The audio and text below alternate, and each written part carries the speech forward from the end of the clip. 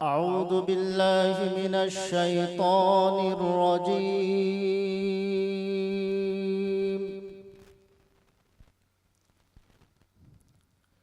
बिस्मिल्लाहिर रहमानिर रहीम। थे। अब मैं बिला किसी ताख़ीर चाहता हूँ कि दूसरे मुक़र्रिर को आवाज़ दूँ। मैं फ़ज़ीलतुल शेख हज़रत मौलाना शाहिद जमाल साहब असरी नदवी हफ़िज़हुल्लाह से मुल्तमिस हूँ, इल्तिमास कर रहा हूँ कि शेख़ मोहतरम तशरीफ़ लाएँ और हम सामीन से ख़िताब फरमाएँ।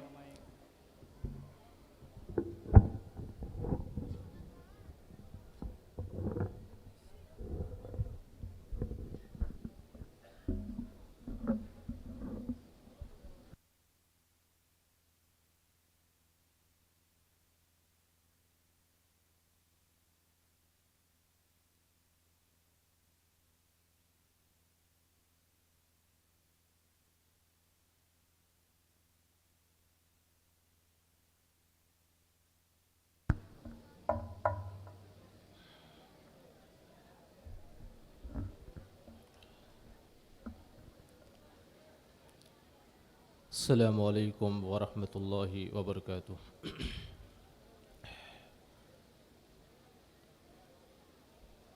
अल्हम्दुलिल्लाहि रब्बिल आलमीन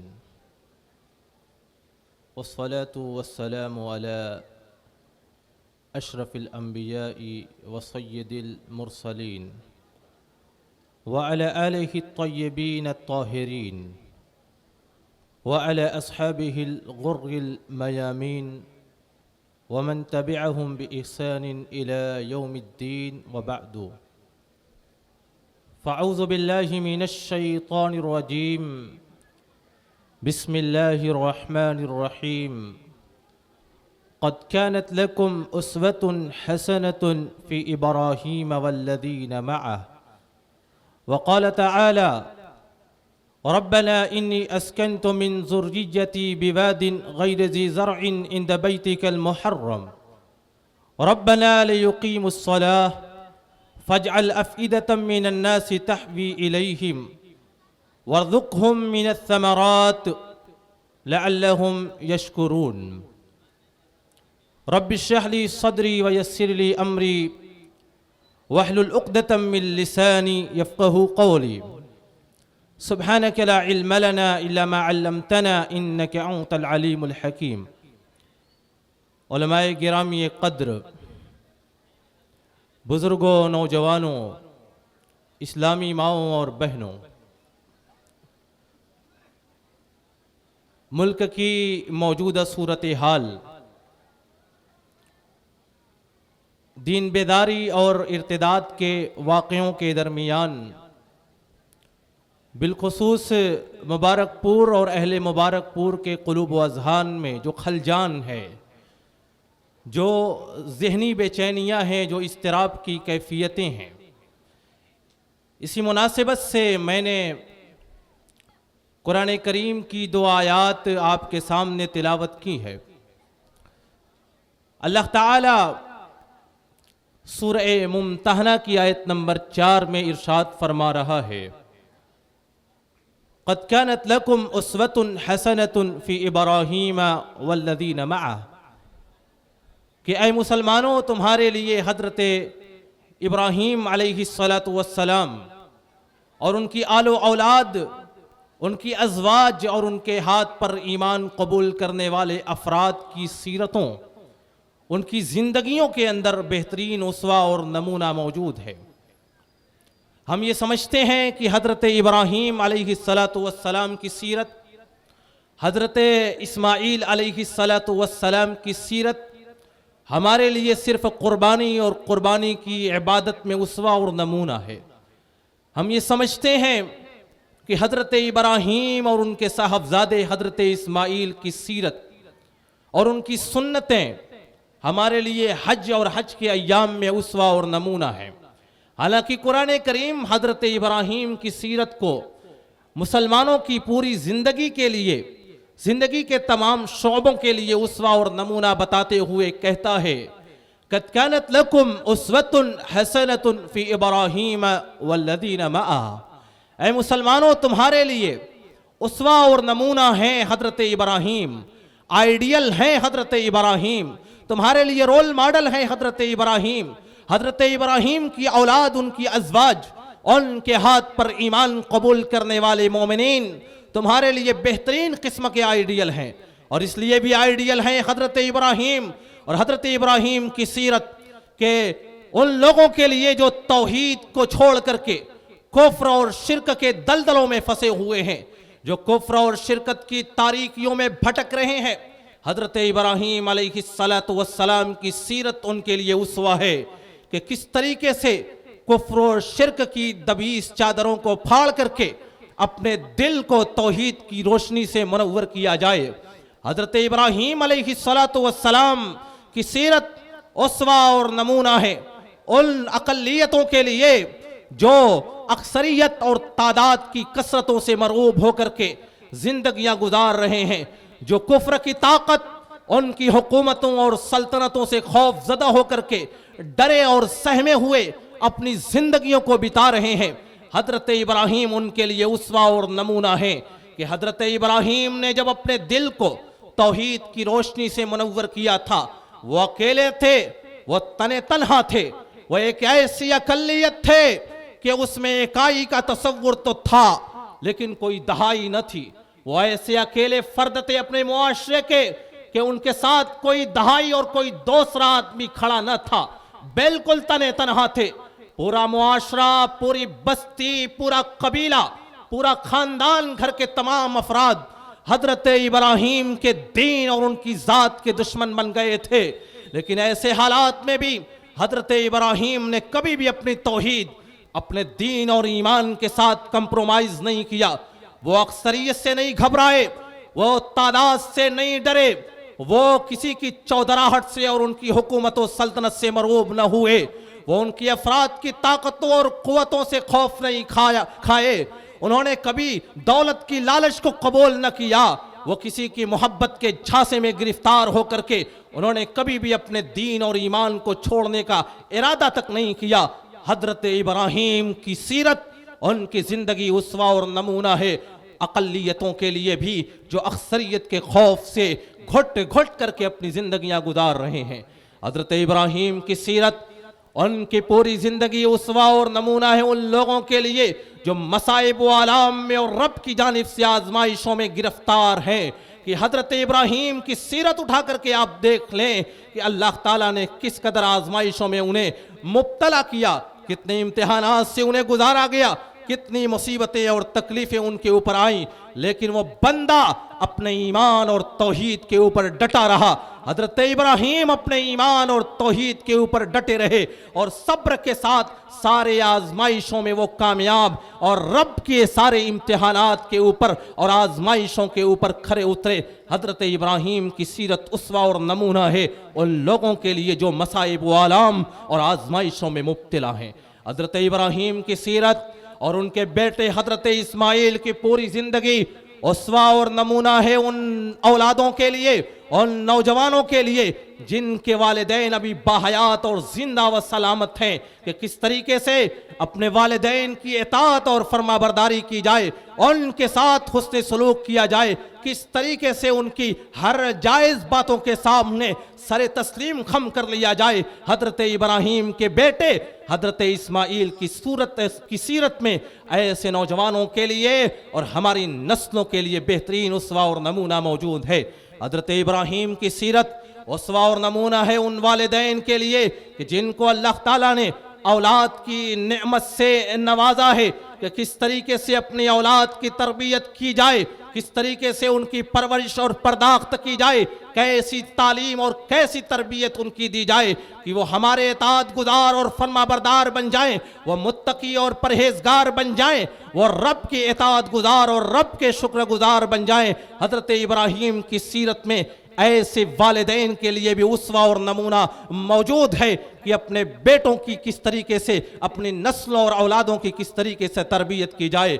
हज़रत इब्राहीम अलैहिस्सलातु वस्सलाम ने अपनी नस्लों की किस तरीके से तरबियत की थी, अपने बेटे हज़रत इब्राहीम की कैसी तरबियत की थी, हज़रत इसहाक़ अलैहिस्सलातु वस्सलाम की कैसी तरबियत की थी कि अल्लाह ताला ने हज़रत इस्माइल को भी उनके तक़वा और परहेज़गारी की बुनियाद पर हज़रत इब्राहीम की बेहतरीन तरबियत के नतीजे में हज़रत इस्माइल को भी नबी और पैगम्बर बनाया गया, हज़रत इसहाक़ को भी नबी और पैगम्बर बनाया गया। हज़रत इब्राहीम की तरबियत में वो कौन सी तासीर थी, किस कदर उनकी नस्ल मुत्तकी और परहेजगार बनी कि अल्लाह ताला ने उनकी नस्लों के तकवे को कबूल किया, उनकी परहेजगारी को कबूल किया और उनके तकवा और परहेजगारी की बुनियाद पर अल्लाह ताला ने हज़रत इब्राहीम की पूरी नस्ल में नबूवत और रिसालत का एक ऐसा सिलसिला जारी किया जो सिलसिला आखिरी नबी जनाब मोहम्मद रसूलुल्लाह सल्लल्लाहु अलैहि वसल्लम से तक आकर के रुकता है। कुरान करीम में जिन अंबिया का नाम मज़कूर है, हज़रत इब्राहीम के बाद जितने नबी और पैगम्बर आए हैं वो सारे के सारे हज़रत इब्राहीम के तरबियत याफ्ता उनकी नस्ल से नबी और पैगम्बर बन करके आए हैं। हज़रत इब्राहीम को अल्लाह ताला ने रसूल बनाया, उनके तरबियत याफ्ता उनके बेटे हज़रत इस्माइल को नबी बनाया गया, उनके तरबियत याफ्ता बेटे हज़रत इसहाक़ को नबी बनाया गया, हज़रत इसहाक़ के बेटे हज़रत याकूब को नबी और पैगम्बर बनाया गया, हज़रत याकूब के बेटे हज़रत यूसुफ अलैहिस्सलातु वस्सलाम को नबी और पैगम्बर बनाया गया। हज़रत याकूब और यूसुफ के बाद हज़रत इब्राहीम की जो नस्लें आगे जारी होती हैं, उसी नस्ल से हज़रत सुलेमान इब्न दाऊद को, हज़रत सुलेमान को भी नबी, हज़रत दाऊद को भी नबी और पैगम्बर बनाया गया। उसी नस्ल से हज़रत यहया और हज़रत ज़करिया भी आते हैं, हज़रत यहया और ज़करिया को भी नबी और पैगम्बर बनाया गया। उसी नस्ल से हज़रत मूसा और हारून भी आते हैं, हज़रत मूसा और हारून को भी नबी और पैगम्बर बनाया गया। उसी नस्ल से हज़रत ईसा और रसूल पाक सल्लल्लाहु अलैहि वसल्लम भी आते हैं। हज़रत ईसा को और रसूल पाक सल्लल्लाहु अलैहि वसल्लम को रसूल और पैगम्बर बनाया गया। उठाइए सुनन तिरमिज़ी की रिवायत, रसूल अकरम सल्लल्लाहु अलैहि वसल्लम हज़रत इब्राहीम की तरबियत याफ्ता नस्ल हज़रत इस्माइल की नस्लों में से मौजूद है। सुनन तिरमिज़ी की वो रिवायत कि जिसके रावी हज़रत वासिला इब्नुल अस्क़ा रज़ियल्लाहु तआला अन्हु हैं। हज़रत वासिला इब्नुल अस्क़ा फरमाते हैं, इन्नल्लाह अस्तफ़ा मिन वुल्द इब्राहीम इस्माइल वस्तफ़ा मिन वुल्द इस्माइल बनी केनाना वस्तफ़ा मिन बनी केनाना कुरैशन वस्तफ़ा मिन कुरैशिन बनी हाशिम वस्तफ़ानी मिन बनी हाशिम। रसूल पाक फरमाते हैं अल्लाह ताला ने हज़रत इब्राहीम की नस्ल को चुना, हज़रत इब्राहीम की नस्ल से हज़रत इस्माइल को चुना, हज़रत इस्माइल की तरबियत याफ्ता नस्ल से बनु केनाना को चुना, बनु केनाना की तरबियत, बनु केनाना की नस्ल में से कुरैश के कबीले को चुना गया, कुरैश की एक शाख बनु हाशिम को चुना गया। बनु हाशिम में से अल्लाह ताला ने मुझे हज़रत इब्राहीम की तरबियत याफ्ता नस्ल में से निकाल करके और चुन करके रसूल और पैगम्बर बनाया। हज़रत इब्राहीम के बाद इस धरती पर रसूल अकरम सल्लल्लाहु अलैहि वसल्लम तक जितने नबी और पैगम्बर आए हैं सब हज़रत इब्राहीम की तरबियत याफ्ता और उनकी नस्लों में से आए हैं। अगर हज़रत आदम अबुल बशर हैं, तमाम इंसानों के बाप हैं, तो हज़रत इब्राहीम अबुल अंबिया हैं, तमाम अंबिया के बाप हैं, और रसूल पाक सल्लल्लाहु अलैहि वसल्लम सैयदुल अंबिया हैं, तमाम अंबिया के अफसरदार हैं। इस कदर उनकी तरबियत में तासीर थी। उन्होंने अपनी नस्लों की कैसी तरबियत की थी कि अल्लाह ताला ने उनकी नस्लों को नबूवत और रिसालत के लिए मुंतखब कर लिया। वो कैसी तरबियत थी कि दुनिया की टॉप 3 मसाजिद, दुनिया की सबसे अफजल 3 मस्जिदें जिनका तज़किरा करते हुए रसूल अकरम सल्लल्लाहु अलैहि वसल्लम ने फरमाया कि इन 3 मस्जिदों के अलावा, इन 3 मस्जिदों के अलावा सवाब की नीयत से और इबादत की नीयत से किसी और मस्जिद के लिए रखते सफ़र और सामान सफ़र बात करके सफ़र करना और उसी मकसद से सफ़र करना जायज़ और दुरुस्त नहीं है। उठाइए सहीहुल बुखारी और सही मुस्लिम की वो रिवायत कि जिसके रावी हज़रत अबू हुरैरा रज़ियल्लाहु तआला अन्हु हैं। हज़रत अबू हुरैरा फरमाते हैं रसूल अकरम सल्लल्लाहु अलैहि वसल्लम ने इरशाद फरमाया, ला तुशद्दुर रिहाल इल्ला इला सलासति मसाजिदिन, मस्जिदुल हराम व मस्जिदी हादा व मस्जिदुल अक़सा कि 3 मस्जिदों के अलावा सवाब की नीयत से, इबादत की नीयत से किसी और मस्जिद की तरफ, किसी और मकाम की तरफ सवाब हासिल करने के मकसद से सफ़र करना और बाकायदा सफ़र करना जायज़ व दुरुस्त नहीं है। वो 3 मस्जिदें कौन सी हैं? रसूल पाक फरमाते हैं मस्जिद हराम, मस्जिद नबवी और मस्जिद अक्सा। इन 3 मस्जिदों के लिए सफ़र करना सवाब की नीयत से इस्लाम में बाइस इबादत है और बाइस सवाब है। और इन 3 मस्जिदों की फजीलत को बयान करते हुए रसूल पाक सल्लल्लाहु अलैहि वसल्लम ने क्या इरशाद फरमाया? उठाइए मुस्नदुल बज़्ज़ार की और मोजम तबरानी की वो रिवायत कि जिसके रावी हजरत अबू दर्दा रज़ियल्लाहु तआला अन्हु हैं। हजरत अबू दर्दा फरमाते हैं रसूल अकरम सल्लल्लाहु अलैहि वसल्लम ने इरशाद फरमाया, अस्सलातो बिल मस्जिदिल हराम बिमियत अल्फ सलात। कहा कि मस्जिद हराम में नमाज अदा करना दूसरी मस्जिदों के मुकाबले में 1 लाख नमाज अदा करने का सवाब मिलता है। वस्सलातो बिमस्जिदी हादा बिअल्फे सलातिन, मेरी मस्जिद नबवी में नमाज अदा करना दूसरी मस्जिदों के मुकाबले में 1000 गुना ज़्यादा सवाब मिलता है। वस्सलातो बिल मस्जिदिल अक्सा, मस्जिद अक्सा में नमाज अदा करना बेखम्से मियत सलातिन, दूसरी मस्जिदों के मुकाबले में 500 नमाजों के अदा करने का सवाब मस्जिद अक्सा में नमाज अदा करने के सवाब के 500 गुना ज़्यादा है। इस तरीके से रसूल पाक सल्लल्लाहु अलैहि वसल्लम ने इन 3 मस्जिदों की 2 तरीके से फजीलत बयान की। एक फजीलत यह है कि इन 3 मस्जिदों की कि इनमें नमाज पढ़ना ज़्यादा अज्र सवाब का बाइस है। अगर एक तरफ 500 नमाज, 1000 नमाज और 1 लाख का सवाब मिलता है, तो दूसरी तरफ इन मस्जिदों की तरफ बतौर सवाब के ज़ियारत करने के लिए सफ़र करना भी बाइस अज्र सवाब है। और ये तीनों मस्जिदें किन की तामीर करदा हैं, किन की तजदीद करदा हैं? हज़रत इब्राहीम और हज़रत इब्राहीम की नस्ल की तामीर करदा इन 3 मस्जिदों को रसूल पाक सल्लल्लाहु अलैहि वसल्लम ने और शरीयत इस्लामिया ने इतनी अहमियत और फजीलत वाला करार दिया।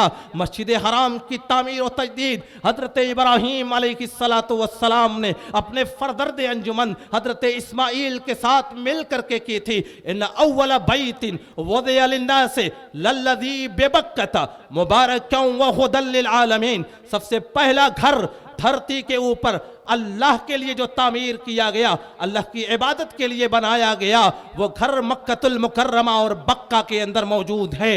वो घर बाबरकत है, वो पूरी कायनात के इंसानों की हिदायत का सबब और उसका जरिया है।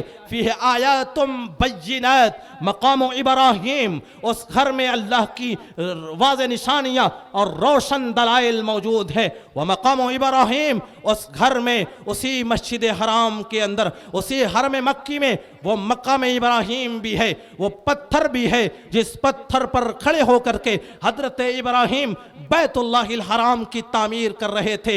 व इज़ यरफ़उ इब्राहीमुल क़वाइद मिनल बैति व इस्माइल, उस वक्त जबकि हजरत इब्राहीम और उनके फर्जंद अर्जुमंद मिल करके मस्जिद हराम की तामीर कर रहे थे, उनकी दीवारों को बुलंद कर रहे थे। अरब के उस सहरा में, उस तपते हुए सहरा में, उस रेगिस्तानी सरजमीन के ऊपर जहां पर इंसानों का नामो निशान भी मौजूद न था, उस मक्कतुल मुकर्रमा की सरजमीन के ऊपर जहां आबादी नहीं थी, अभी कबाइल आबाद नहीं हुए थे, हजरत इब्राहीम और इस्माइल मिल करके खाने काबा मस्जिद हराम की तामीर कर रहे हैं। वह एताद गुजार बेटा अपने वालिदे गिरामी की का तामुन करते हुए अपने कंधों के ऊपर पत्थर लाद करके लाता है। हजरत इब्राहीम उसी पत्थर पर मकाम इब्राहीम के ऊपर खड़े होकर के खाने काबा की दीवारों को बुलंद कर रहे हैं।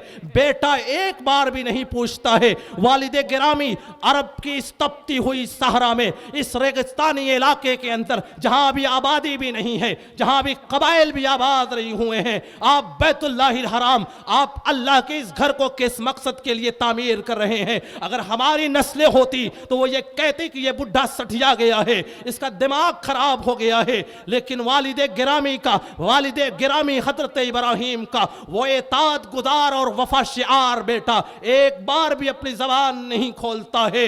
आखिर वो किस तरबियत का नतीजा था?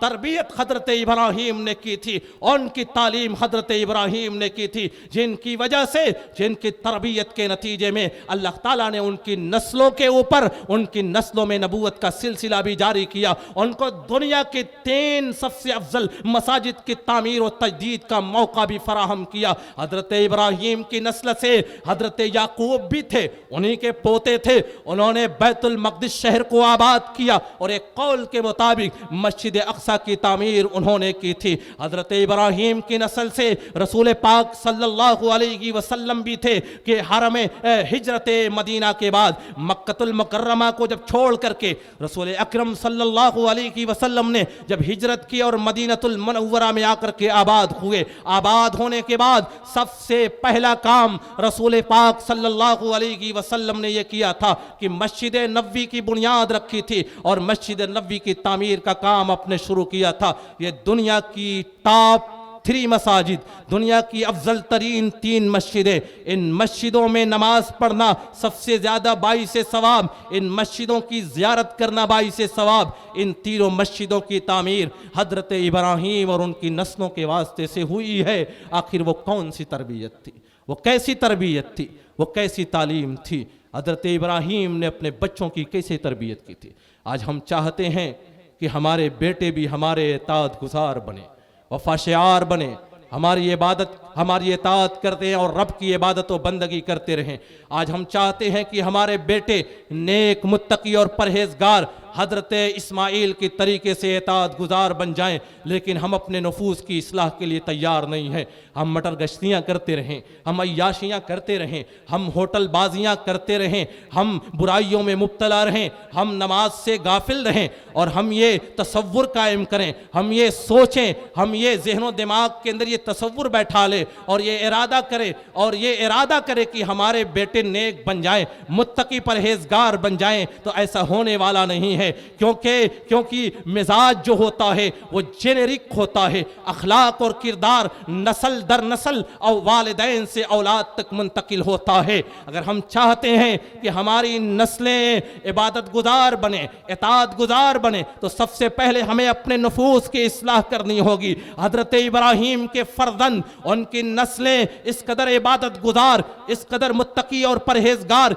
इसलिए थी क्योंकि हजरत इब्राहीम ने सबसे पहले अपने नफ्स की इस्लाह की थी। उस बस्ती में जो बस्ती शिर्क और बुत परस्ती की तारीकियों और जुल्मतों में डूबी हुई थी, अकेले हजरत इब्राहीम उसी बस्ती के अंदर रब को तलाश कर रहे हैं। रब की मारिफत हासिल करने के लिए हजरत इब्राहीम ने आसमान की जानिब निगाह उठा करके देखी, टिमटिमाते हुए सितारों को देखा, कहा ये सितारे मेरे रब हो सकते हैं। लेकिन जब वो सितारे सुबह सूरज की रोशनी में गुरूब हो गए और मात पड़ गए, हजरत इब्राहीम ने कहा यह मेरा रब नहीं हो सकता। फिर उसके बाद रात को जब उन्होंने चांद को आसमान पर दमकता हुआ देखा तो कहा यह चांद मेरा रब हो सकता है। लेकिन जब वो चांद सुबह की रोशनी में गुरूब हो गया, कहा यह मेरा रब नहीं हो सकता है। जब सूरज को देखा, सूरज को दमकता हुआ और दहकता हुआ अंगारा देखा, कहा यह बहुत बड़ा है, यह मेरा रब हो सकता है। लेकिन रात की तारीकी में जब वो सूरज भी गुरूब हो गया, हजरत इब्राहीम ने रब की मारिफत हासिल कर ली और फौरन कहा इन्नी वज्जहतु वजहिया लिल्लज़ी फतरस समावाति वल अर्ज़ हनीफा वमा अना मिनल मुश्रिकीन। मैं अपना चेहरा उस जात की जानिब करता हूँ, उस जात की जानिब अपनी इबादतों का चेहरा उस जात की जानिब मैं कर रहा हूँ जिसने ज़मीन को भी पैदा किया है, जिसने आसमानों को भी बनाया है। वह हनीफा, तमाम बातिल अदियान को अपने जूतों की नोक पर मैं रखता हूँ और ठोकर मार करके मैं एक रब की जानिब अपना चेहरा कर रहा हूँ। वमा अना मिनल मुश्रिकीन, और अब मैं मुश्रिकों में से नहीं हूँ। हजरत इब्राहीम ने इस तरीके से रब की मारिफत हासिल की थी। पहले अपनी इस्लाह की थी, पहले खुद तौहीद वाले बने, पहले खुद ईमान वाले बने, फिर उसके बाद उन्होंने अपने नस्लों की तरबियत की थी। तब जाकर के उनकी नस्लें इस कदर इबादत गुजार, मुत्तकी और परहेजगार बनी थी। अगर हम चाहते हैं कि हमारे बेटे भी हजरत इस्माइल की तरीके से नेक, मुत्तकी, परहेजगार और वालिदैन के इताअत गुजार बने, तो हमें पहले अपने नफूस की इस्लाह करनी होगी, फिर उसके बाद अपने बच्चों की तरबियत करनी होगी। हम ये समझते हैं कि बच्चों की तरबियत का मसला जो नई नस्ल है, नस्ल नौ, उनकी तरबियत का मसला, जो न्यू जनरेशन है, उनके गाइडेंस का जो मसला है, वो उनके बड़े होने के बाद जब वो चलने फिरने की उम्र को पहुंचते हैं तब शुरू होता है। ये हमारी खाम ख्याली और बहुत बड़ी गलत फहमी है। औलाद की तरबियत का मरहला उसी वक्त शुरू हो जाता है जब हम अपने लिए बीवी का इंतखाब और अपने औलादों के लिए माओं का इंतखाब करते हैं। हज़रत इब्राहीम अलैहिस्सलातु वस्सलाम के बेटे इस कदर इताअत गुजार, इस कदर मुत्तकी और परहेजगार इसलिए थे कि हज़रत इब्राहीम ने अपने लिए बीवी का इंतखाब और अपने बेटों के लिए माओं का इंतखाब बेहतरीन तरीके से किया था। हज़रत इब्राहीम की पहली बीवी हज़रत सारा अलैहिस्सलातु वस्सलाम किस कदर नेक और परहेजगार थी कि सहीहुल बुखारी जिल्द अव्वल की एक रिवायत और हदीस के रावी हज़रत अबू हुरैरा रदियल्लाहु ताला अन्हु हैं। हज़रत अबू हुरैरा फरमाते हैं रसूल मुकर्रम सल्लल्लाहु अलैहि वसल्लम ने इरशाद फरमाया, लम यकज़िब इब्राहीम इल्ला सलास कज़िबात। हज़रत इब्राहीम ने अपनी जिंदगी के अंदर सिर्फ 3 बार तारीज़ और तौरीय से काम लिया था। उनमें से एक बार जबकि हज़रत इब्राहीम ने बाबिल इराक की सरजमीन को छोड़ा था और हिजरत करते हुए अल खलील की सरजमीन पर जब वो आ रहे थे, जब वो फिलिस्तीन की सरजमीन के ऊपर अपने औलाद को, अपने बीवी और बच्चों को लेकर के, अपनी बीवी को लेकर के आ रहे थे, उस वक्त उनकी कोई औलाद नहीं थी, अपनी बीवी हजरत सारा को लेकर के आ रहे थे। इज़ मर्र बिजब्बारिन कि हजरत इब्राहीम का गुजर एक जालिम बादशाह की सल्तनत से होता है, उसके मुल्क से होता है। वो बादशाह बड़ा ही जालिम, बड़ा ही अय्याश था। उसने हजरत इब्राहीम की बीवी हजरत सारा की खूबसूरती को देख करके उन्हें गिरफ्तार करवा लिया, अपने दरबार में बुलवाया और बुलवाने के बाद गलत नीयत से उनको तन्हाई के कमरे में लेकर के गया। हजरत सारा अलैहिस्सलातु वस्सलाम ने ये मंजर देखा। खूब हजरत सारा दीनदार, परहेजगार, मुत्तकी और दीनदार औरत थी। उन्होंने बादशाह के गलत इरादे को देखा, फौरन अल्लाह ताला से दुआ की, अल्लाह ताला ने उनकी दुआओं को फौरन कबूल कर लिया। किस कदर नेक औरत थी, अल्लाह ताला ने उनकी दुआओं को फौरन कबूल कर लिया। वो जालिम बादशाह गलत नीयतों से हजरत सारा के ऊपर हाथ उठा रहा था, अल्लाह ताला ने उसके हाथ को शल कर दिया, उसके हाथ की कुव्वतों ताकतों को मुअत्तल कर दिया, उसके हाथ को फाली ज़दा कर दिया। उसने हजरत सारा से दरखास्त की, मेरे लिए अल्लाह से दुआ करो, मेरा हाथ ठीक कर दे। हजरत सारा ने दुआ की, अल्लाह ने उसका हाथ दुरुस्त कर दिया। सहीहुल बुखारी की रिवायत में आता है, दोबारा उसने बुराई के इरादे से अपने हाथ को बढ़ाया, दोबारा हजरत सारा ने बद्दुआ की और फिर उसका हाथ शल हो गया। इस तरीके से 3 मरतबा हुआ। वो किस कदर मुस्तजाबुद्दावात और नेक औरत थी कि जिनका इंतखाब हजरत इब्राहीम ने अपने बीवी के तौर पर और अपने औलाद की माओं के तौर पर किया था कि एक बार अल्लाह ताला से दुआ करती हैं और फौरन अल्लाह ताला उनकी दुआओं को कबूल कर लेता है। दुआ करती हैं, अल्लाह ताला फौरन दुआ को कबूल करके उसके हाथ को दुरुस्त कर देता है। और फिर उसके बाद उसी रिवायत में आता है, वह बादशाह हजरत सारा के अखलाक से, उनके किरदार से, उनकी इफ़्फ़त व पाकदामनी से और उनकी दुआ की तासीर से इस कदर मुतासिर हुआ था कि उसने हजरत सारा को एक बादी दी थी जिसका नाम हजरत हाजर था। चुनांचे हजरत सारा का बयान है, वो कहती हैं, कफ़ल्लाहु यदल काफिर व अख़दम हाजरा, अल्लाह ताला ने उस फासिक व फाजिर के हाथ को शल कर दिया था। वह बुराई का हाथ मेरी तरफ बढ़ा रहा था, लेकिन अल्लाह ताला ने उसके हाथ को शल कर दिया था। और फिर वो इस कदर मुतासिर हुआ, वह अख़दम हाजरा, उसने एक बादी मुझे अता की जिसका नाम हाजर है। और फिर इसी हजरत हाजर को, जो हजरत सारा की बादी थी, हजरत इब्राहीम ने उनसे दरख्वास्त की, ये नेक है, ये नेक लड़की है, ये नेक बादी है, इसे मुझे दे दो, मैं शादी कर दूंगा, हो सकता है अल्लाह ताला इसके बतन से मेरी नस्लों को जारी कर दे। हजरत सारा ने हजरत हाजर को हजरत इब्राहीम को गिफ्ट कर दिया। हजरत इब्राहीम ने हजरत हाजर से शादी कर ली और फिर शादी के बाद हजरत हाजर के बतन से हजरत इस्माईल अलैहिस्सलातु वस्सलाम पैदा हुए। वो हजरत हाजर किस कदर नेक औरत थीं, उनके तक़वे का आलम क्या है। सहीहुल बुखारी जिल्द दोम की एक रिवायत और हदीस के रावी हजरत अब्दुल्लाह इब्न अब्बास रज़ियल्लाहु ताला अन्हु हैं। हज़रत अब्दुल्लाह इब्न अब्बास की ये तवील तरीन और लंबी हदीस है। फरमाते हैं जब अल्लाह ताला ने हज़रत इब्राहीम को हुक्म दिया कि तुम अपनी बीवी हज़रत हाजर और अपने शीर खार दूध पीते हुए बेटे हज़रत इस्माइल को ले जाकर के हरम मक्की मक्कतुल मुकर्रमा की सरजमीन के ऊपर ले जाकर के आबाद कर दो।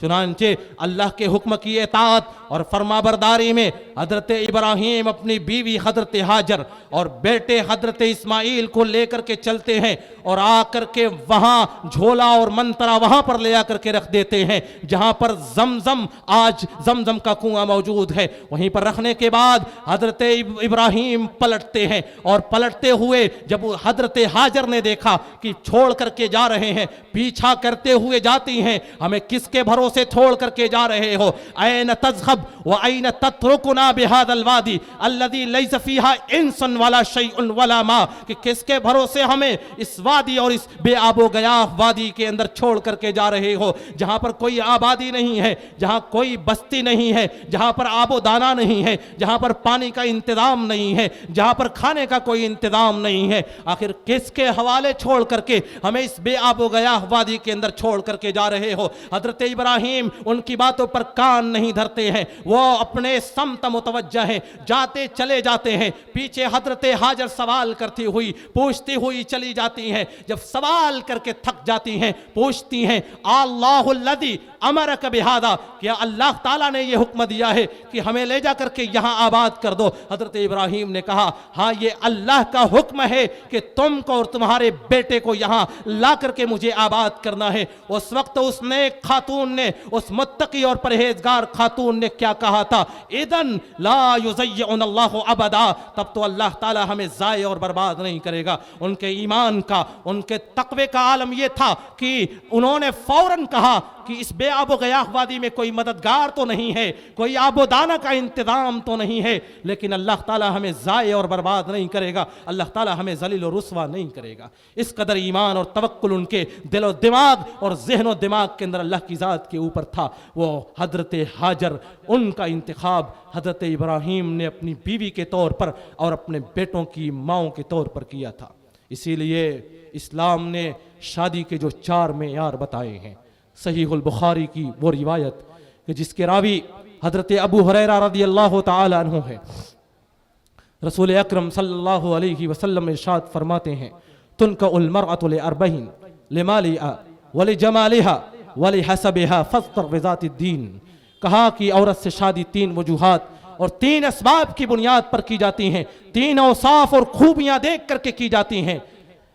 लिमालिहा, या तो उसके माल और दौलत की बुनियाद पर शादियां की जाती हैं, वले जमालिहा, या तो उसकी खूबसूरती की बुनियाद पर शादियां की जाती हैं, वले दीन वले हसबिहा, या तो उसके हसब व नसब और खानदानी बैकग्राउंड की बुनियाद पर शादियां की जाती हैं, वले दीनहा, या तो औरत की दीनदारी, उसकी परहेजगारी, उसके तकवा शिआरी की बुनियाद पर शादियां की जाती हैं। फस्फर वेदाती दीन तरिबत यदाक, कहा दीन को तुम मुकद्दम रखो, दीनदार औरत से शादी करो, अल्लाह ताला तुम्हें कामयाब और कामरान रखेगा।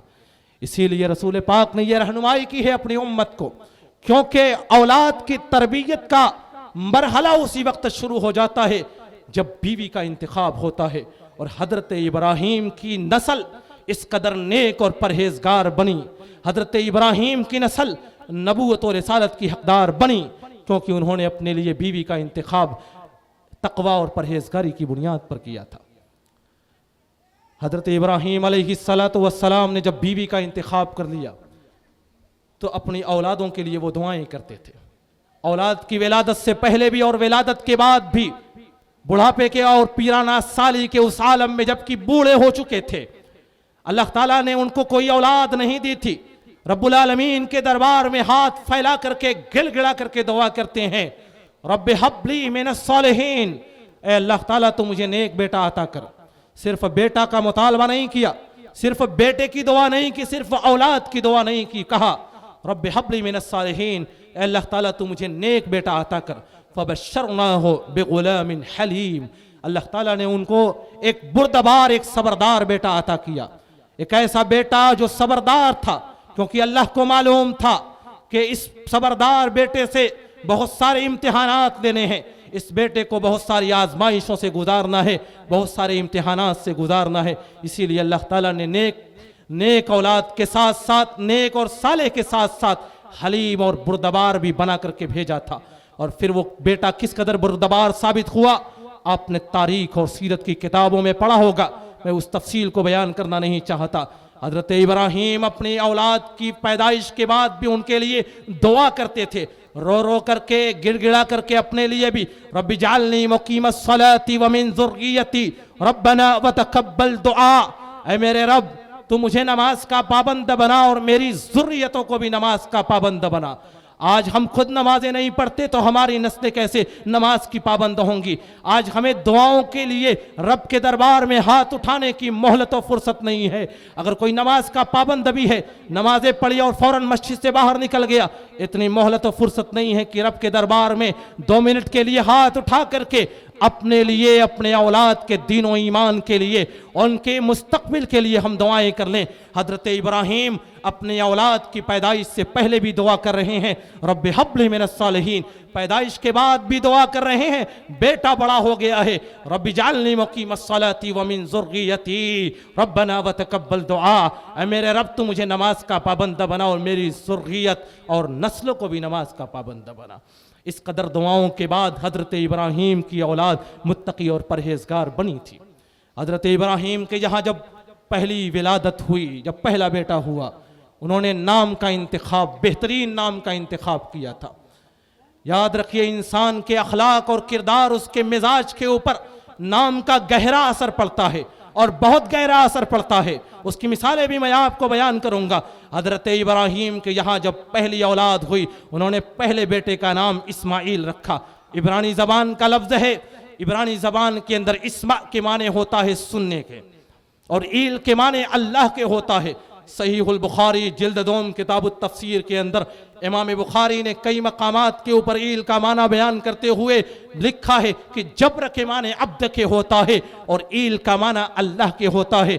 इस्माइल का माना और उसका अरबिक ट्रांसलेशन किया जाए तो उसका माना होगा समी अल्लाह के, वो बेटा के जिसके लिए दुआएं की गईं और जिन दुआओं को अल्लाह ताला ने सुना और कबूल किया, और कबूलियत के बाद वो औलाद जो पैदा हुई उसका नाम समीउल्लाह हजरत इब्राहीम ने इस्माइल रखा, क्योंकि अल्लाह ताला ने हजरत इब्राहीम की दुआओं के नतीजे में हजरत इस्माइल को पैदा किया था, वजूद दिया था। इसीलिए हजरत इब्राहीम ने उनका नाम इस्माइल रखा, जिसका माना होता है कि दुआओं को सुनने के बाद अल्लाह ने ये बेटा अता किया है।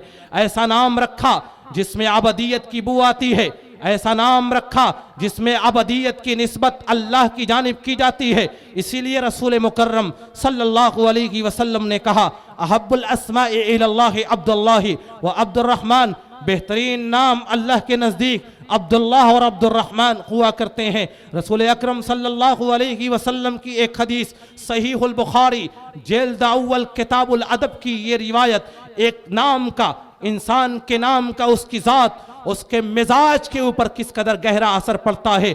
हदीस के रावी हजरत सईद इब्नुल मुसय्यिब, हजरत सईद इब्नुल मुसय्यिब रहमतुल्लाहि अलैह, हजरत सईद इब्न मुसय्यिब अपने वालिद गिरामी मुसय्यिब इब्न हज़न से रिवायत करते हैं। वो अपने वालिद गिरामी हजरत हज़न से रिवायत करते हैं। हजरत हज़न रसूल पाक सल्लल्लाहु अलैहि वसल्लम के सहाबी हैं। दरबार नबवी में हाजिर होते हैं। अल्लाह के रसूल सल्लल्लाहु अलैहि वसल्लम ने पूछा कि आपका नाम क्या है, तुम्हारा नाम क्या है? हजरत हज़न ने कहा, मेरा नाम हज़न है। हज़न के माने सख्ती के होता है, हज़न के माने तशद्दुद के होता है, हज़न के माने सख्ती के हुआ करता है। रसूल पाक ने कहा, ये नाम तुम्हारे लिए मुनासिब नहीं है, बल अंत सहल, बल्कि तुम्हारा नाम सहल होना चाहिए, तुम अपना नाम सहल रख लो। चुनांचे हजरत हज़न ने कहा कि मैं अपना नाम जिसको मेरे वालिद गिरामी ने रखा है, मैं उस नाम को तब्दील नहीं कर सकता। ये मेरे वालिद की पहचान, ये मेरे वालिद की निशानी है।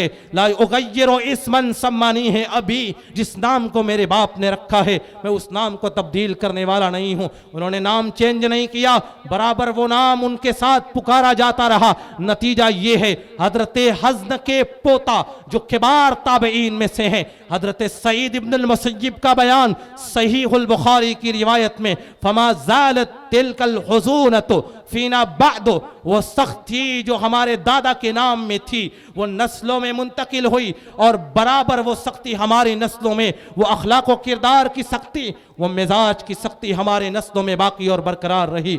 इसीलिए रसूल पाक ने कहा कि जो नाम होना चाहिए वो बेहतरीन नाम होना चाहिए जिसमें अल्लाह की जानिब बंदे की निस्बत हो। रसूल अकरम सल्लल्लाहु अलैहि वसल्लम के सामने फतह मक्का के मौके पर एक सहाबी को लाया गया, उनका नाम आसी था।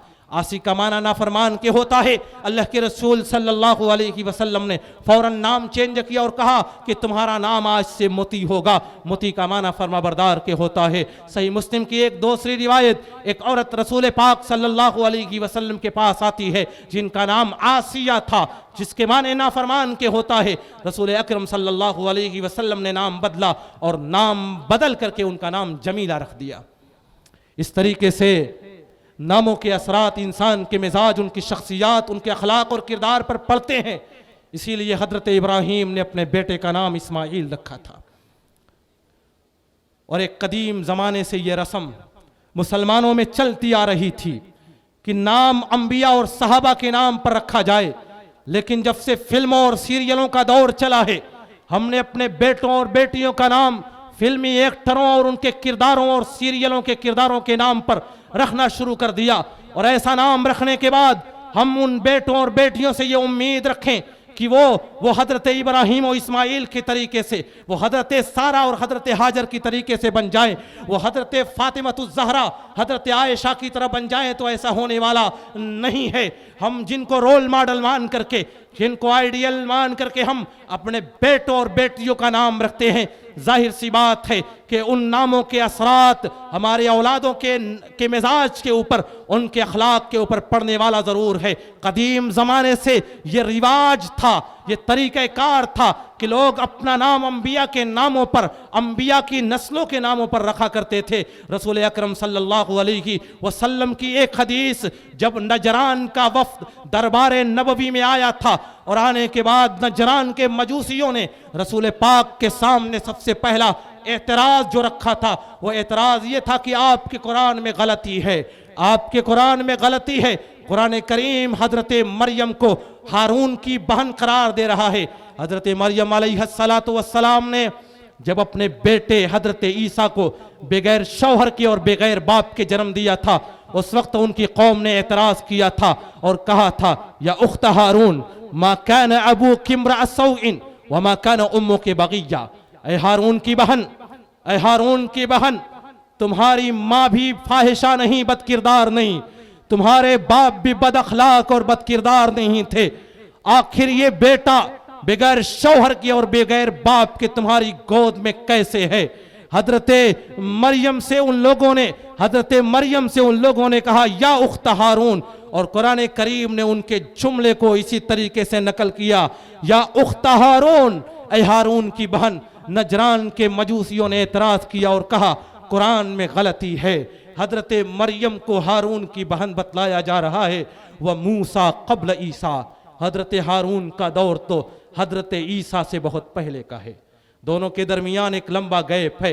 हजरत मूसा और हारून का जो दौर है, उनका जो दौर है, और हजरत ईसा और मरियम का दौर है, दोनों के दरमियान एक लंबा गैप है।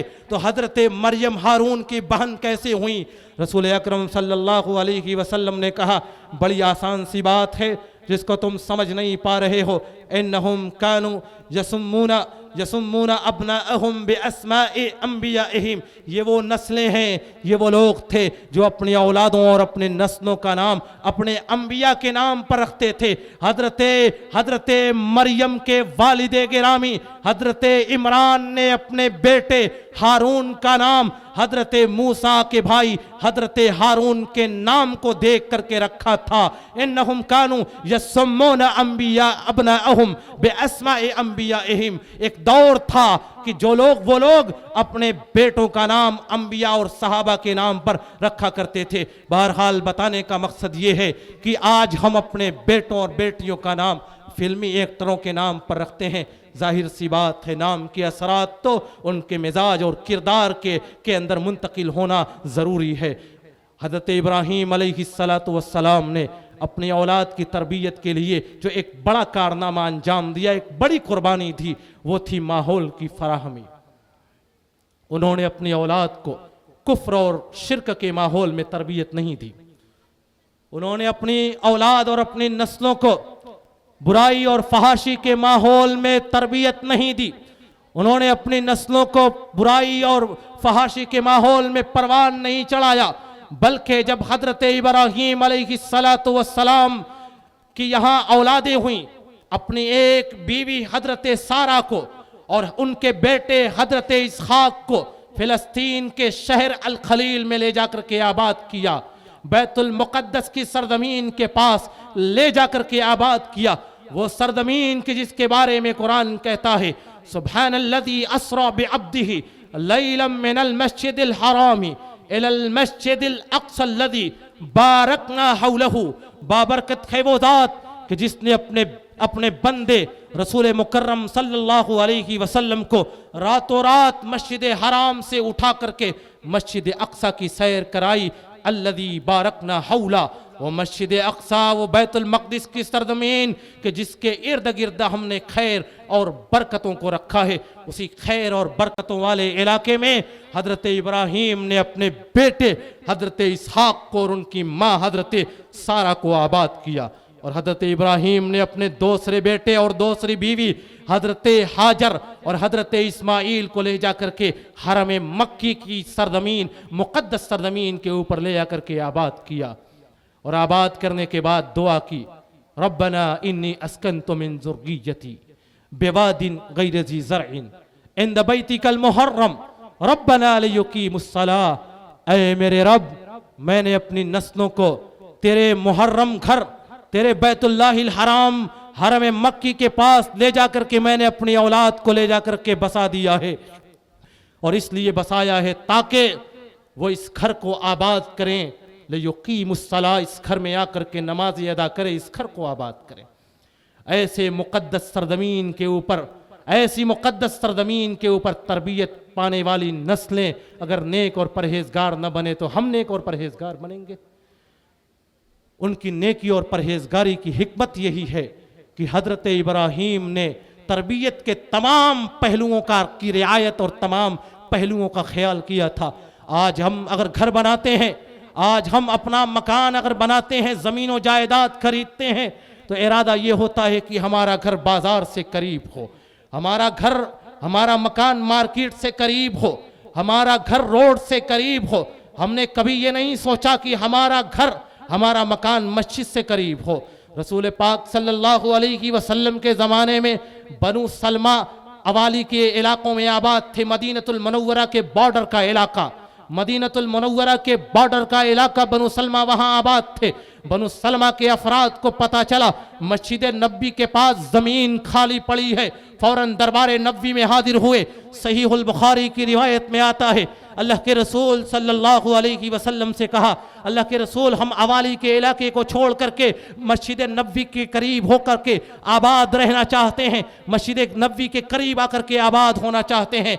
रसूल मुकर्रम सल्लल्लाहु अलैहि वसल्लम ने हिकमत के पेश नज़र कहा, मकानकुम तुक्तब आसारकुम, ऐ बनु सलमा के लोगों, तुम अपने अवाली के इलाकों में आबाद रहो, क्योंकि मेरी हिकमत यह है कि मदीने के जो बॉर्डर का इलाका है, उस बॉर्डर के ऊपर तुम्हारी तैनाती होती रहे, मदीने के बॉर्डर की हिफाजत होती रहे। अगर तुम मस्जिद से करीब होने की नीयत से यहाँ आकर के आबाद हो जाओगे तो तुम मस्जिद के पड़ोसी तो बन जाओगे, लेकिन मदीने के ऊपर हमेशा दुश्मनों का खतरा बना रहेगा। मैं ये चाहता हूँ कि अवाली के इलाके में बनु सलमा के लोग आबाद रहें ताकि मदीने का बॉर्डर महफूज रहे। रसूल पाक के सहाबा की ये ख्वाहिश होती थी कि वो मस्जिद नबी के करीब होकर के आबाद रहें, लेकिन हमारी ख्वाहिशें ये हैं कि हम रोड के करीब आबाद हो, हम बाजारों और मार्केटों के करीब हमारा घर हो। हम शोर और शराबों के अंदर जिंदगियां गुजारना तो चाहते हैं, लेकिन मस्जिद की आवाज़ों के साए में हम अपने औलादों की तरबियत नहीं करना चाहते,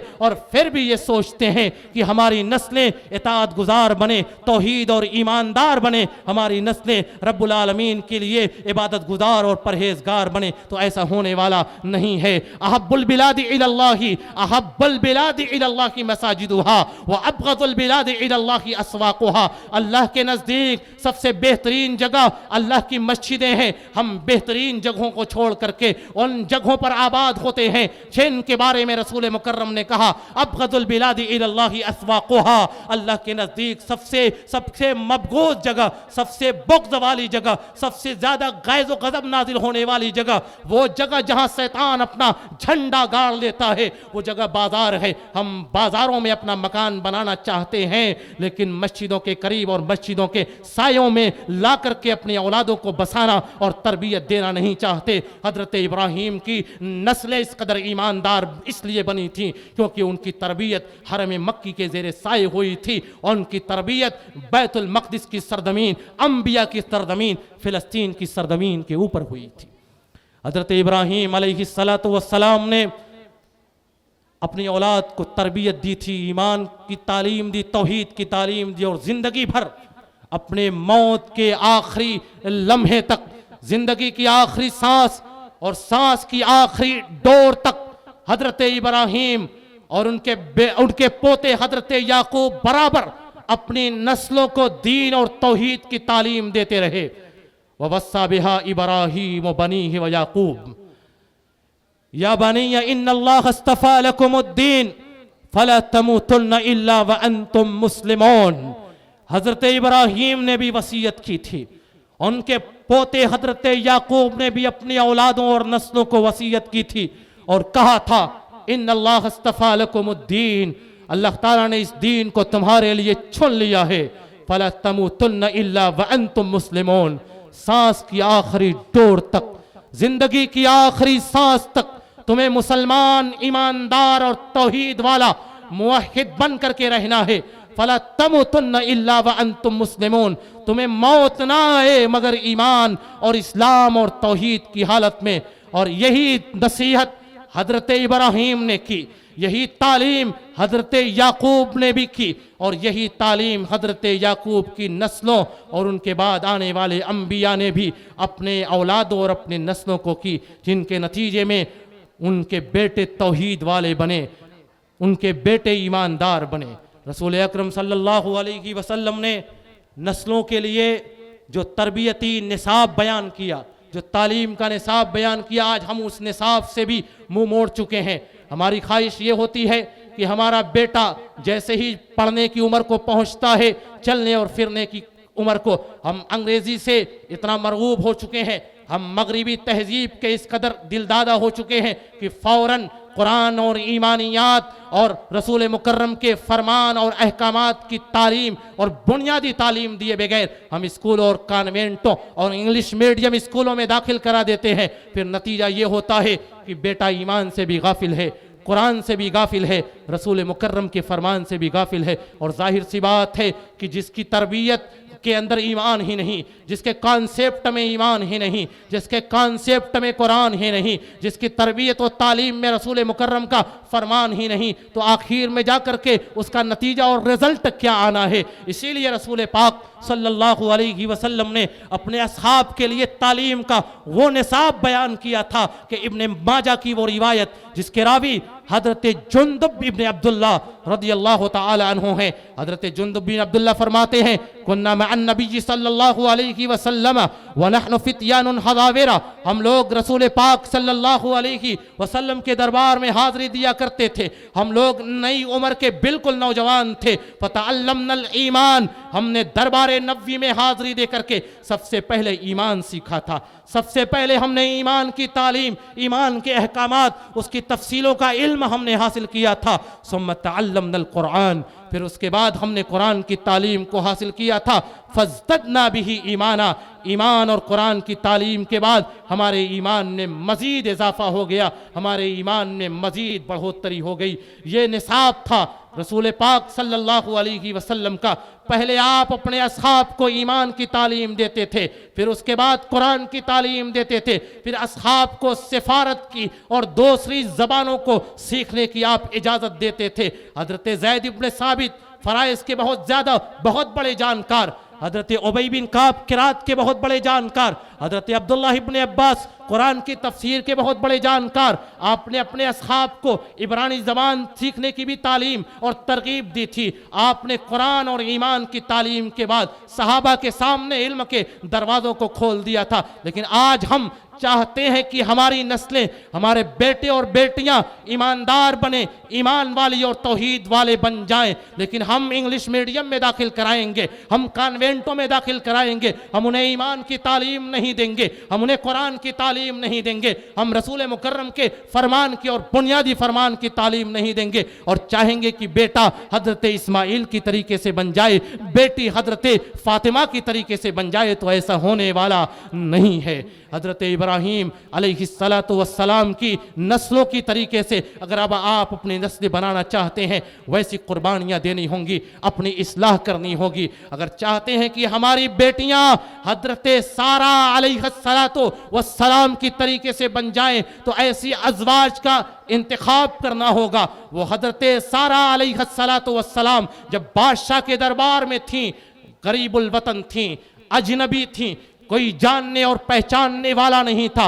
बाहर दरबार के बाहर हजरत इब्राहीम खड़े हैं, कमरे में तने तनहा हजरत सारा हैं और बादशाह वक्त जालिम हुक्मरान है जिसकी एक बड़ी लंबी चौड़ी सल्तनत है। अगर चाहती बादशाह को अपने वश में कर करके उसकी सल्तनत की मलका बन सकती थी, दौलत को अपने कदमों में बिछा सकती थी, लेकिन हजरत सारा ने उसकी दौलतों को भी ठोकर मार दिया, हजरत सारा ने उसकी सल्तनतों को भी ठोकर मार दिया और उन्होंने सिर्फ ईमान की रियायत की कि ये बादशाह काफिर है, ये बादशाह जालिम है, ये बादशाह मुशरिक है। बाहर मेरा शौहर तौहीद वाला और ईमान वाला हजरत इब्राहीम है, वो मेरा शौहर है। उन्होंने ठोकर मार दिया था। हजरत सारा ने उनकी सल्तनत को और उसकी पूरी दौलत को ठोकर मार दिया था। आज हम होते तो ताबे और फरमाबरदार बन जाते, फौरन उसके वश में आ जाते कि दौलतें हमारे कदमों में निछावर हो जाएंगी, सल्तनतें हमारे कदमों में निछावर हो जाएंगी।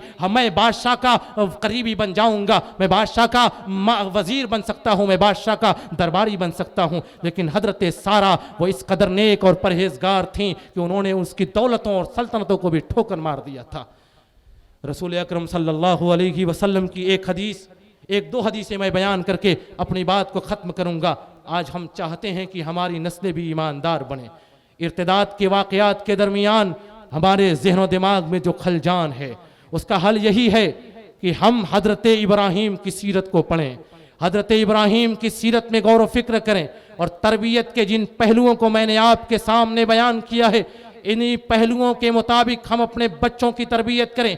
इंशाअल्लाहुल अज़ीज़ फिर हमारी नस्लें भटकने वाली नहीं हैं। और मैं नौजवानों को भी, अपनी बहनों को भी रसूल पाक सल्लल्लाहु अलैहि वसल्लम की उस सहाबिया की वो हदीस सुनाना चाहता हूँ जिसको इमाम नसाई ने सुनन नसाई के अंदर दर्ज किया है।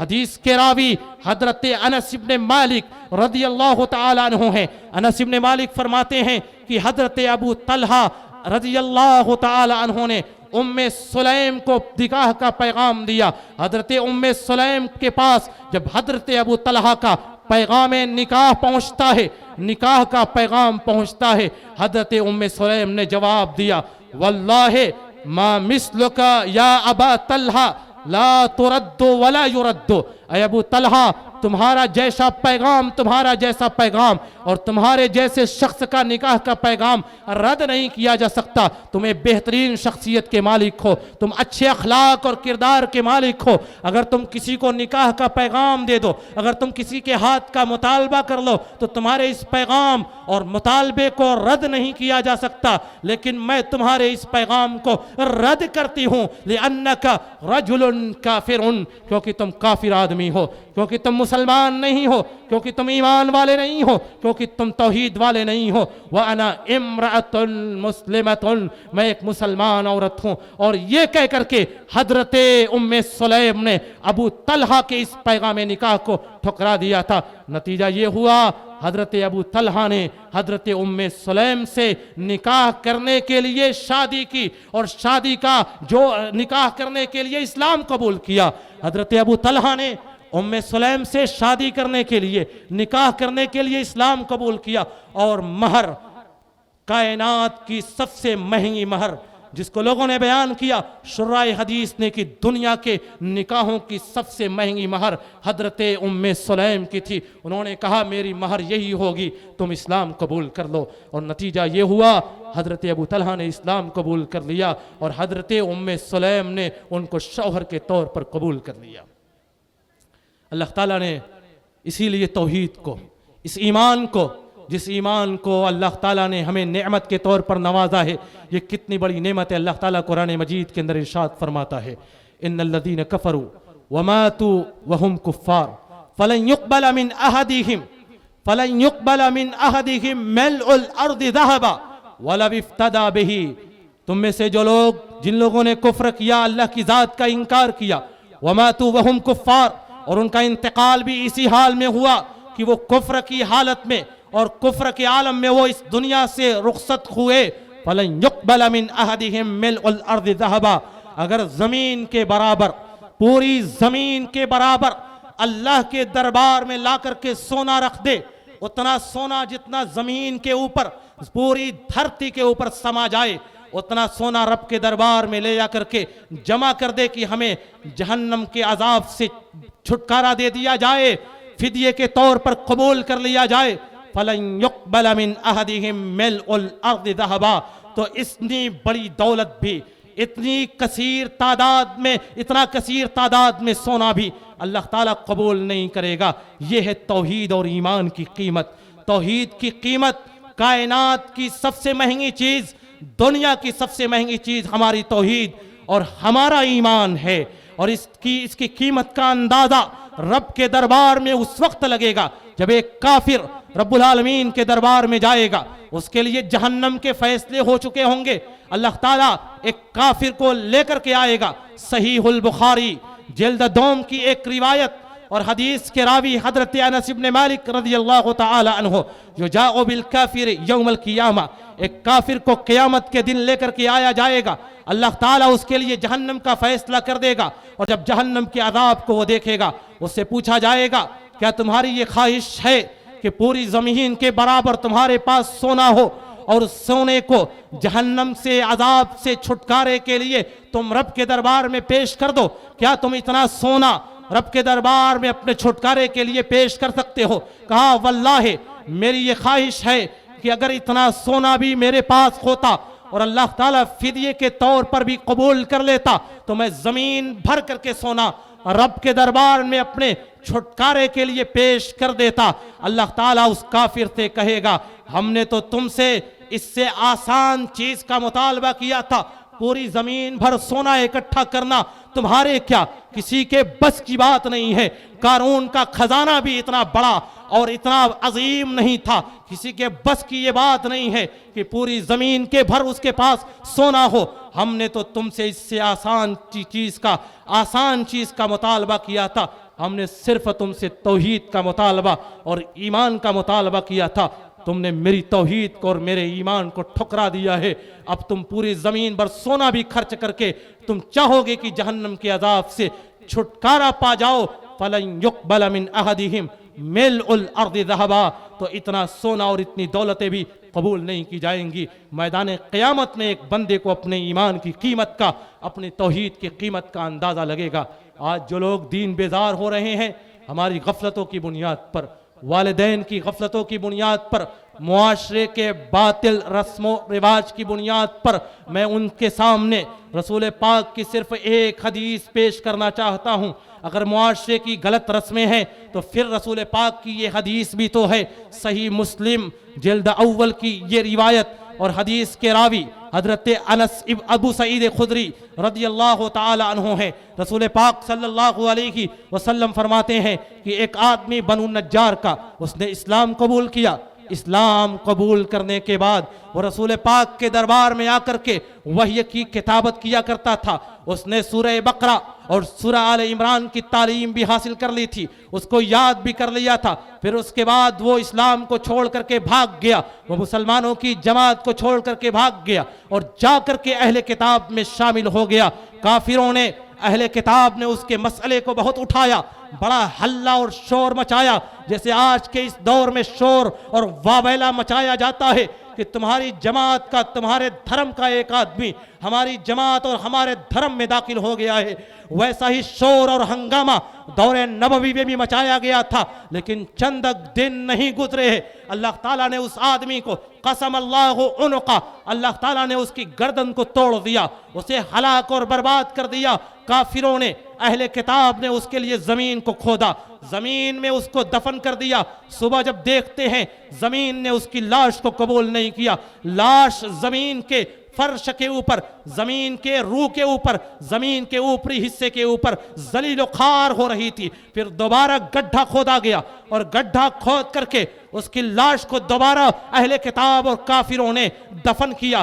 दूसरे दिन सुबह जमीन ने फिर उसकी लाश को कबूल नहीं किया, लाश को जमीन ने ऊपर फेंक दिया। तीसरे दिन गड्ढा खोदा गया, खोद करके तीसरे दिन भी दफन किया गया, और जब दफन किया तीसरे दिन भी जमीन ने उसकी लाश को कबूल नहीं किया। उस बदबख्त की लाश को जमीन ने भी ठुकरा दिया और नतीजा ये हुआ फतरकहु मनबूदा, लोगों ने उसको इस तरीके से उसकी लाश को जलील खार करके छोड़ दिया और चील और कौवे उसकी लाश को नोच रहे थे। ये तो दौरे नबी का वाकया है। आज के ज़माने में कोई शिया वक्फ बोर्ड का चेयरमैन भी था जिसकी जिल्लत और रुसवाई का आलम हम अपनी निगाहों से देख रहे हैं, और इंशाअल्लाहुल अज़ीज़ मुस्तकबिल में भी हम उसकी जिल्लत और खारी के आलम को मुस्तकबिल में भी देखेंगे, और तारीख के औराक में भी कोई हमारी नस्लें पढ़ेंगी कि किसी को मुसलमानों ने इज्जत दी थी, अपने वक्फ बोर्ड का चेयरमैन बनाया था, लेकिन नतीजा ये था कि जिल्लत और खारी, इज्जत उसे मकसूद नहीं थी, इज्जत उसे रास नहीं आई, मुसलमानों का ओहदा उसे रास नहीं आया, और जिल्लत और खारी के वो किस कदर गड्ढे में चला गया। हमारी नस्ल तारीख की किताबों में उसके वाक़यात को ज़रूर पढ़ेंगी। बहरहाल बताने का मकसद ये है कि आज ऐसे हालात में, जबकि ज़िलहिज्जा का ये महीना भी शुरू होने वाला है, हज के अय्याम भी शुरू होने वाले हैं, कुर्बानी के अय्याम भी आने वाले हैं, हज़रत इब्राहीम की सीरतों को भी आपके सामने बयान किया जाएगा। मैंने हज़रत इब्राहीम की पूरी सीरत को तो बयान नहीं किया है, बल्कि हज़रत इब्राहीम की सीरत के चुनिंदा वाक़यात को, उन वाक़यात को जो तरबियत के पहलू अपने अंदर समो करके रखते हैं, उन वाक़यात को मैंने आपके सामने बयान किया। हज़रत इब्राहीम की नस्लें इस कदर नेक और परहेजगार क्यों बनी, आखिर तरबियत का उसूल क्या था, उन पूरे उसूलों को मैंने आपके सामने बयान कर दिया है। अल्लाह ताला से दुआ है कि इलाहुल आलमीन तू हमारी नस्लों को भी ईमानदार बना, उन्हें तौहीद वाला बना, उन्हें मुत्तकी और परहेजगार बना। रब्बुल आलमीन तू हमें अपनी औलादों, हमें अपनी नस्लों की उसी तरीके से तरबियत का मौका और तरबियत की तौफीक इनायत फरमा, जिस तरीके से अंबिया ने अपनी औलादों की तरबियत की थी, जिस तरीके से सहाबा ने अपनी नस्लों की तरबियत की थी, जिस तरीके से हज़रत इब्राहीम ने अपनी औलादों को तरबियत की थी, कि अल्लाह ताला ने उनकी तरबियत को कबूल करके उनको नबी और पैगंबर बनाया था। रब्बुल आलमीन तो हमें ऐसी तरबियत की तौफीक दे। आमीन व आखिर दावाना अनिल हम्दुलिल्लाहि रब्बिल आलमीन वस्सलामु अलैकुम व रहमतुल्लाहि व बरकातुहू।